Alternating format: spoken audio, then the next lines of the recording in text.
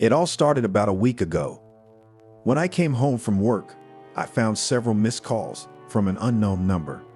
Listening to the voicemail, I heard with horror my own voice saying the phrase, "Surprise waits you."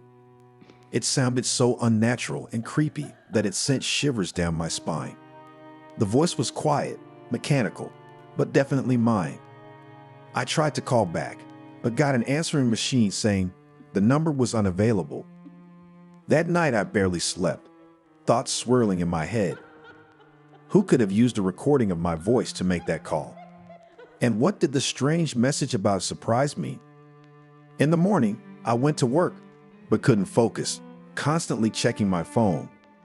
And indeed, during the day, the unknown number called me several times again.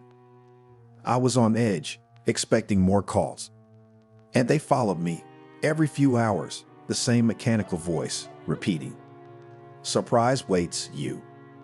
Each time it sent shivers down my spine, making me startled.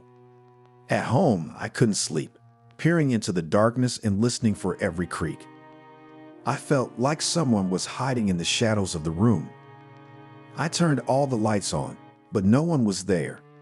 The next day I didn't go to work, but the calls continued. Now it was happening several times an hour. The same message in my voice each time. I turned my phone off, but then the doorbell rang. No one was at the door, just a piece of paper with the word, "Soon." I locked myself in the apartment, huddled in a corner. I tried to call friends and family, but no one picked up. I felt completely alone and defenseless against this incomprehensible threat. The calls and knocks on the door continued. I covered my ears, but I could still hear that creepy whisper, "Surprise waits you." Suddenly, I heard the click of the front door. Someone was in my apartment. Slow footsteps approached the room where I was hiding. Cold sweat beaded on my brow. In a trembling voice I asked, "Who was there?" Only silence in response. The steps stopped right outside the door. I shut my eyes in terror, holding my breath. Suddenly, the door flung open, and a dark silhouette appeared on the threshold.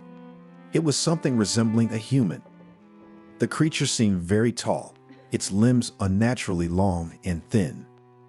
It moved in a sweeping, gliding gait, as if floating above the floor. The being slowly moved towards me. I heard a low, raspy, barely human whisper, "Time your surprise." The voice echoed off the walls, and I thought I detected echoes of my own, so familiar from the creepy anonymous calls. I woke up in a cold sweat. After that ominous vision, I could no longer stay within those walls. I hastily packed my things and, barely waiting for morning, called a taxi to the airport. I bought a plane ticket to another state, to my Aunt Sarah's place.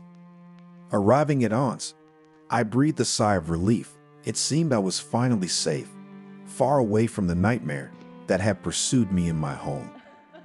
At night, I woke up to someone calling my name. I saw again the dark figure of that creature, standing at the foot of the bed.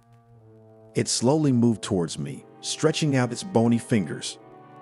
The being bent over my very face, and I felt the putrid breath of a corpse.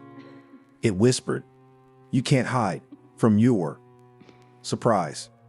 I screamed in horror. Aunt Sarah ran in at the scream and turned on the light. The room was empty. I tried to convince myself I was imagining it all, but deep down I knew the evil spirit that had pursued me would not retreat. It was as if it had tied my soul to itself, and now that cord stretched after me wherever I went. I felt its presence nearby constantly, especially at night. Fear paralyzed me, and I already regretted coming to Aunt's, but going back home was even more terrifying. I felt cornered. Aunt called a doctor who advised committing me to a psychiatric hospital. I resisted, but they drugged me with sedatives and took me to the hospital. There I spent several months, barely talking and refusing medication. I knew no pills would free me from this haunting. At night, when I couldn't sleep yet again, I heard the creak of the door to my room opening.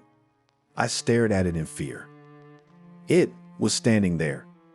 I tried to scream, but not a sound came out. The creature slowly approached, and I saw the gleam of metal in its hand. It was a long curved knife. The being hissed, "It's time for your surprise," and struck. I felt the sharp pain, and everything went dark. I came to in another room, all bandaged up.